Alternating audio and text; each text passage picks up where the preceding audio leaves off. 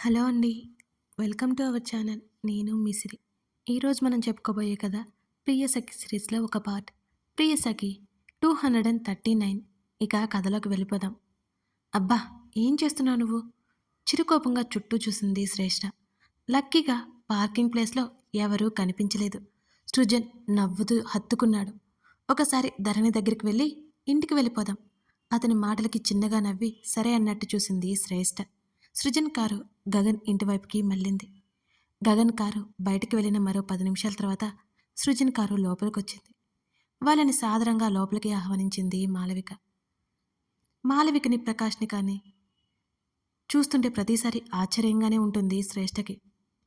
తమ ఇంటి ఆడపడుచుకి తన మావయ్య వల్ల ఎంత నష్టం జరిగింది. ఆ కోపం తన మీద చూపించరు వాళ్ళు. చివరికి సృజన్ మీద కూడా చూపించరు. ఆంటీ బావున్నారా అంటూ పక్కనే కూర్చుంది శ్రేష్ఠ. బావున్నాను కూర్చో అంటూ అందరికీ సోఫా చూపించి పని అమ్మాయిని పిలిచి కాఫీలు రెడీ చేయమని చెప్పింది. ధరణి గదిలో ఉంది, తీసుకురా శ్రేష్ఠ మాలవిక చెప్తుంటే, ఆంటీ తను స్టెప్స్ ఎక్కకూడదు చిరునవ్వుతో చెబుతున్న సృజన్ని అయోమయంగా చూసింది మాలవిక. ఏంటి సృజన్ నువ్వనేది? She pregnant. ఆ మాటలకి మాలవిక సంతోషంతో చూసింది. కంగ్రాచులేషన్స్ మనస్ఫూర్తిగా చెప్పింది మాలవిక. నేను ధరణిని తీసుకొస్తాను. మెట్ల వైపుకి నడిచాడు సృజన్. డోర్ కొట్టడంతో తలుపు తెరిచే ఉంది అని కేక వేసింది ధరణి. సృజన్ లోపలికొచ్చాడు. బాబుని బెడ్ మీద పడుకుని ఉంటే ఎదురుగా కూర్చుని వాడితో ఆటలాడుతోంది ధరణి.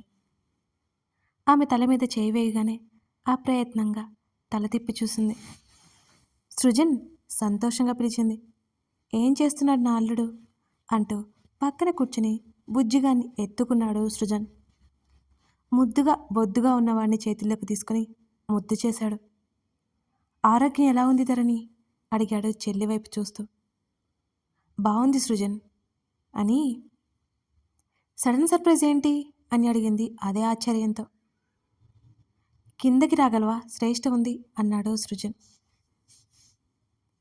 సృజన్ బాబుని ఎత్తుకుంటే ధరణి అతనితో నెమ్మదిగా కిందకొచ్చింది. బుజ్జిగా అంటూ వాణ్ణి తీసుకుని ఎత్తుకుంది శ్రేష్ఠ. ధరణి ఇది విన్నావా? మాలవిక మాటలకు ఏంటి అన్నట్టు చూసింది ధరణి. నువ్వు అత్తవి కాబోతున్నావు. ఆ మాటకి అయోమయంగా చూసి అంతలోనే అర్థమై నిజమా అన్నట్టు సృజన్ వైపు చూసింది. చిన్నగా నవ్వి కళ్ళు ఆర్పాడతను. ధరణి సంతోషం పట్టలేక వావ్ ఎంత మంచి విషయం అంటూ పనమ్మాయిని కేక వేసి స్వీట్ తెప్పించే వరకు ఊరుకోలేదు. సృజన్కి శ్రేష్ఠకి నోట్లో స్వీట్ కుక్కింది. మాలవిక నవ్వుతూ చూస్తుంది వాళ్ళ ముగ్గురిని. ఆడపడుచు కూడా బ్రతికి ఉంటే ఎంత బాగుండు అని ఆలోచన మాలవికలో. సృజన్ సంతోషం చూస్తోంది ధరణి. శ్రేష్ఠకి మిస్క్యారేజ్ అయిన విషయాన్ని కనీసం ఆమెకి చెప్పి బాధ కలిగించకుండా తనే మోస్తున్నాడు.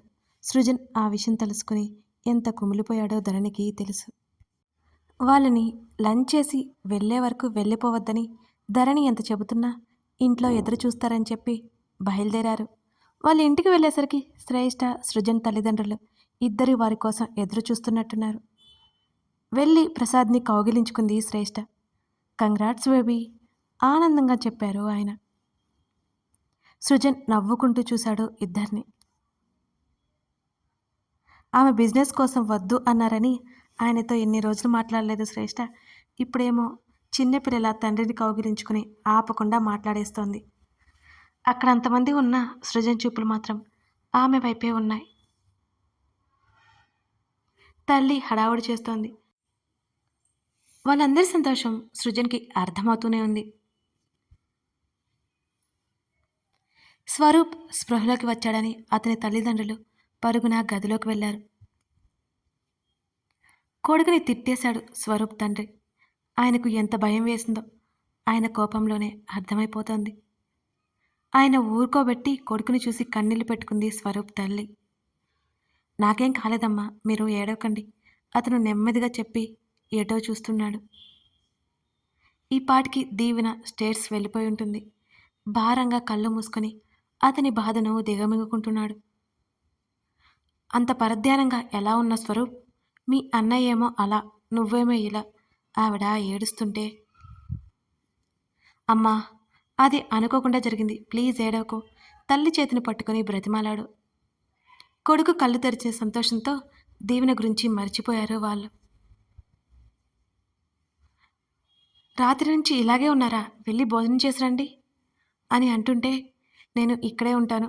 నీకు అవసరం ఉంటుంది అంది ఆవిడ. అతని చేత బలవంతంగా జ్యూస్ తాగించింది తల్లి.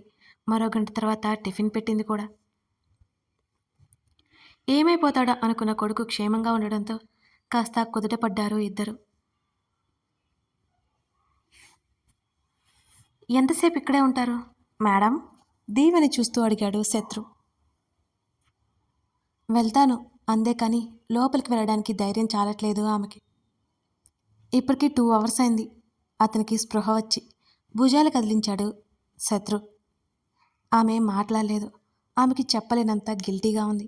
అతనికి యాక్సిడెంట్ జరిగినందుకంటే అతని అన్నయ్య తప్పు చేస్తే అతన్ని తను శిక్షించింది. అదే చెప్పలేనంత బాధగా ఉంది దీవెనకి. ధైర్యం చేసి ఆ గది వైపు నడిచింది. తలుపు తెరిచిన చప్పుడికి స్వరూప్ తల్లిదండ్రులు ఆమె వైపు చూశారు. స్వరూప్ కళ్ళు మూసుకుని ఉన్నాడు. దీవెన్ని చూడలేదు. దీవెని రావడంతో వాళ్ళిద్దరూ ఒకరినొకరు చూసుకుని బయటికి నడిచారు. నెమ్మదిగా అడుగులు వేసింది దీవెన. స్వరూప్ నిద్రలో ఉన్నట్టు ఆమెకి అర్థమైంది. సారీ కన్నీళ్లతో అతని ముఖమంతా ముద్దులు పెట్టసాగింది. స్వరూప్ కలల నుంచి బయటపడ్డట్టే కళ్ళు తెరిచాడు. సారీ ఆమె చెప్పడం ఆపలేదు. అతనికి ముద్దులు పెడుతూ అతని గుండెల్లో ముఖం దాచుకుని ఏడుస్తోంది దీవెన. ఆ పరిణామానికి నిజంగానే కళ్ళు తేలేసి చూశాడు స్వరూప్. దీవెన ఎక్కడుందేంటి? అతను కలగంటున్నాడా? ఆమె ఏడుపు ఎక్కువ అవుతుంటే ఉలిక్కిపడి ఈ లోకంలోకి వచ్చాడు స్వరూప్. దీవెన అంటూ ఆమె భుజాలు పట్టి కదపబోయి అతని చెయ్యి నొప్పి పెట్టడంతో గట్టిగా అరిచాడు. ఆమె ఉలిక్కిపడి వెంటనే తేరుకొని కంగారు పడిపోయింది. సారీ నేను చూసుకోలేదు, భయంగానే చెప్పింది. It's okay. చేతిని నెమ్మదిగా పక్కకు పెట్టుకున్నాడు. దీవెన ముఖమంతా ఏడ్చి ఎర్రగా మారిపోయింది. నువ్వు వెళ్ళలేదా? అతను లేవబోతుంటే అతని భుజాలు పట్టి దిండు వెనక పెట్టి అతన్ని బ్యాలెన్స్ అయ్యి బెడ్ రెస్ట్కి కూర్చునేలా హెల్ప్ చేసింది. ఊహు అంటూ ఆమె అడ్డంగా తలపోపింది. ఎందుకు? చాలా మామూలుగా అడిగాడు. కానీ అతనికి లోపల చెప్పలేనంత సంతోషంగా ఉంది దీవెన రావడం. తన ప్రయాణాన్ని మానుకుని దీవెన తన కోసం వచ్చిందని అతనికి అర్థమైపోయింది. అతనికి ఇలా జరగడం వల్ల ఆమె ఎంత బాధపడుతుందో ఆమె ముఖం చూస్తూనే అర్థమైపోయింది స్వరూప్కి. ఎలా ఉంది నీకు? ఆమె కళ్ళు తుడుచుకుంటూ అడిగింది. అతను బావున్నట్టు నీలోగా తల పంకించాడు. ఇప్పటికే ఎక్కువసేపు మేల్కొని అతని కళ్ళు మూతలు పడుతున్నాయి. పెయిన్ కిల్లర్ పవర్ తగ్గిపోయి కాళ్ళు చేతులు నొప్పి మొదలైంది అతనికి. దీవెన ఎందుకొచ్చావు? అతని స్వరం లోతుగా వచ్చింది. అతను తనని వద్దనుకున్న ఆమె రావడం కారణమేంటి? అతని చెయ్యి ఆమె అందుకోవడం కోసం ఆరాటపడుతోంది. తర్వాత మాట్లాడుకుందాం, రెస్ట్ తీసుకో. అతని చేతిని అందుకుని చెప్పింది దీవెన. వెళ్ళావు కదా అని అడిగాడు స్వరూప్. వెళ్ళను అన్నట్టు అడ్డంగా తలాడించింది. నర్సు వచ్చి అసలు అతనికి ఎలా ఉందో తెలుసుకుని ఇంజెక్షన్ ఇచ్చింది. ఆమె అలాగే అతని చేతిని పట్టుకుని నిలబడింది. వద్దన్న అతని కళ్ళు మూసుకుపోతున్నాయి. కాసేపటికి స్వరూప్ నిద్రలోకి జారిపోయాడు. దీవెన అతని తల మీద ముద్దు పెట్టుకుని బయటికి వచ్చింది. శత్రు బయటే ఉన్నాడు. స్వరూప్ తల్లిదండ్రులు కూడా ఉన్నారు. నేను ఈవినింగ్ వస్తాను. స్వరూప్ని అడిగితే చెప్పండి. వాళ్ళకి చెప్పి శత్రు దగ్గరికి వచ్చింది దీవెన. నన్ను ఇంటి దగ్గర డ్రాప్ చేసే శత్రు అంది. అతను ఆమెతో పాటు బయటికి నడిచాడు. కారులో వస్తున్నంతసేపు దీవెన ఆలోచిస్తూనే ఉండిపోయింది. ఇంట్లో చెప్పాలి, ఈ ప్రాబ్లం తనది, తనే సాల్వ్ చేసుకోవాలి. కానీ వినయ్ గురించి ఏం చేయాలి? ఆ వినయ్కి తమ్ముడు ఈ స్వరూప్ కాకుండా ఉండొచ్చు కదా. అంతా తన తలరాత. ఏం చేస్తుంది తనైనా? ఇప్పుడు ఇంటికి వెళ్తే తనకి ఖచ్చితంగా పూజ ఉంటుంది. దీవెన వెళ్ళేసరికి తల్లిదండ్రులిద్దరూ ఆమె కోసమే చూస్తున్నట్టున్నారు. చేతన అక్కడ లేదు, వీక్ష మాత్రమే ఉంది.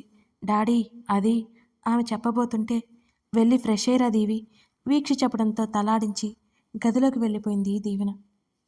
ఆమె ఫారిన్కి వెళ్ళిపోవడానికి సర్దిన బ్యాగులు ఆమెకే దర్శనమిచ్చాయి. చిరాగ్గా అనిపిస్తుంటే స్నానం చేసి బయటకొచ్చింది. కాస్త రిలీఫ్‌గా అనిపించి హాల్లోకి వెళ్ళకుండా గదిలోనే కూర్చుంది. ఇప్పుడు వాళ్ళు అడిగిన ప్రశ్నలకు తన సమాధానం చెప్పడానికి సిద్ధమైంది. ఒక చేతి మీద బ్యాలెన్స్ చేసుకుని ఒకవైపు తిరిగి పడుకుని కళ్ళు తెరిచి చూస్తూ కాళ్ళు చేతులు అడుస్తున్న కొడుకు మాటలు చెబుతూ నవ్విస్తూ ఉన్నది ధరణి. గగన్ ఇంటికి వచ్చి మాలవికతో విషయం అంతా చెప్పి ధరణి టెన్షన్తో పోయేలా ఉందని ఆమెతో చెప్పడానికి గదిలోకి వచ్చాడు. అతను తలుపు తీసింది కూడా పట్టించుకోకుండా చక్కగా కొడుకుతో మాటలు చెబుతోంది. ఆమె కనిపించింది గగన్కి. అటువైపుకి తిరిగి ఉంది. ఎక్కువసేపు అలా ఉండడంతో చెయ్యి నొప్పి వేస్తున్నట్టు అనిపించి దించి బాబు చుట్టూ చెయ్యేసి అటొచ్చిన పతిని చూడగానే మాట్లాడబోయి కూడా అప్పుడప్పుడే నిద్రపోతున్నట్టు కొడుకు అర్థమై కదిలించకుండా అతని వైపు చూసింది. అతను షర్ట్ తీసేసి ఫేస్ వాష్ చేసుకుని బయటకొచ్చాడు. ధరణి లేద్దామని చూసేసరికి ఆమె చీర కొంగు కొడుకు కింద పడిపోయింది. వాడు ఎక్కడా లేస్తాడో అని ఆమె నెమ్మదిగా లేవబోతుంటే ఆమె పక్కకు వచ్చాడు అతను. ఆమె భుజం మీద చేయి వేసి లేవద్దన్నట్టు చూశాడు. ఇప్పుడే వచ్చారేం? ఆమె మూతి తిప్పుతూ అడిగింది. రాత్రి ఎంత అడిగినా ఏం చెప్పలేదని. ఏసీ టెంపరేచర్ తగ్గించి ఆమె పక్కన చేరి వెనక నుంచి హత్తుకున్నాడు. అతని స్పర్శ చాలు కదా ఆమెలో ఏ భావాన్నైనా నిలువరించడానికి లేదా పెంచడానికి. నెమ్మదిగా అతని వైపు తిరగబోతుంటే అతను తిరగనివ్వలేదు. ఆమె భుజం మీద ముద్దు పెట్టుకుంటూ ఆమె ఉదరం మీద చేతిని చేర్చాడు. ఆమె గట్టిగా కళ్ళు మూసుకుంది. నాభి కింద చేరిన అతని చేతిని టక్కున పట్టేసుకుని నెమ్మదిగా అతని వైపుకు తిరిగింది ధరణి. అతని చెయ్యి తీసేయడంతో ఆమె వల్ల కాలేదు. ఏం చేస్తున్నారు? చెంపలు కెంపులవుతుంటే నెమ్మదిగా అడిగింది ధరణి. తెలీదా నీకు అని అడుగుతూనే ఆమె నడుముని పట్టుకొని తన వైపుకు లాక్కున్నాడు. మొన్న ఏదో అన్నారు గొంతు తడారిపోసాగింది ధరణికి. అతని ఊపిరి ముఖమంతా పరుచుకుంటుంటే కళ్ళు మూసుకుంది. మాతృత్వం తాలూకా నిండైన ఆమె శరీర సౌష్ఠవం అతన్ని నిలవనివ్వడం లేదు. ఏమన్నాను? ఆమె హృదయంలో ముఖం దాస్తూ అడిగాడతను. అప్రయత్నంగా గుటకలు మింగింది. అతని విశాలమైన అనచ్ఛాదిత వీపు మీద ఆమె చేతులు అల్లుకున్నాయి. ఏం పర్లేదంట ఆమె నెమ్మదిగా చెప్పింది. నా కోసమైనా వీక్నెస్ నుంచి బయటికి రా అంటూ పక్కకు జరిగి ఆమె ముఖంలోకి చూశాడు. ఆమె అలకగా చూసింది. అలాగే మోచేతి మీద బ్యాలెన్స్ చేసుకుంటూ అతని వైపు తిరిగింది ధరణి. ఆమె నడుము వంపు కాస్త మడతపడి అతనికి కనువిందుగా ఉంది. ఇప్పుడు నేను చాలా బాగున్నాను అంటూ పెదవులు బిగించింది. ఆమె నడుము గిల్లుడికి అరిచింది కూడా.